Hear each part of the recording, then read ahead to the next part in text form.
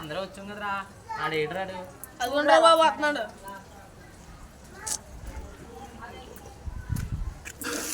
ఏం చేస్తున్నారా? ఖాళీగానే ఉందమ్మా.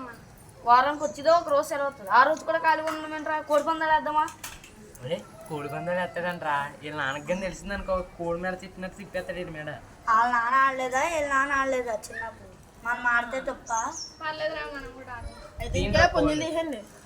ఇదిగోండిరా. నా పుంజితో ఎవడొస్తాడా? నేను ఊరే మంటే నాతో ఎవడొస్తాడురా? నేను వస్తాను రా. ఒరే మన నలుగురు వేసుకున్నాం, మరి ఈడేం చేస్తారా?